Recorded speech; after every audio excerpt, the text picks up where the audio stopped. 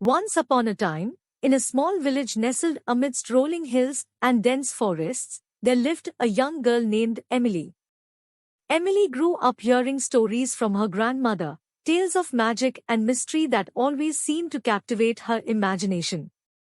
One chilly evening, as the wind howled outside and a fire crackled in the hearth, Emily begged her grandmother for a story. With a knowing smile, her grandmother began. Long ago, in this very village, there was a house at the edge of the woods. It was an old, decrepit mansion with ivy creeping up its walls and shadows lurking in every corner. Many said it was haunted by the ghost of its former owner, a wealthy but reclusive man who had disappeared without a trace. Legend had it that on the stroke of midnight, the ghost of the old man would wander the halls, his mournful cries echoing through the night.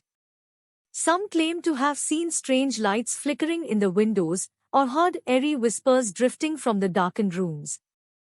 Despite the warnings of the villagers, one brave soul dared to enter the abandoned mansion. His name was Thomas, a curious young man who scoffed at the idea of ghosts and spirits. Determined to uncover the truth, he ventured into the old house, his lantern casting long shadows on the walls. As he explored the dusty corridors and creaking staircases, Thomas couldn't shake the feeling of being watched. Every creak of the floorboards made his heart race, and every gust of wind seemed to whisper his name. Finally, he reached the grand ballroom, a vast chamber filled with faded tapestries and crumbling chandeliers. And there, standing in the center of the room, was the ghost of the old man, his translucent form shimmering in the moonlight.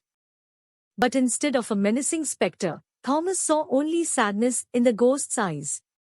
He listened as the old man told his tale, of love lost and dreams abandoned, of regrets that lingered long after death.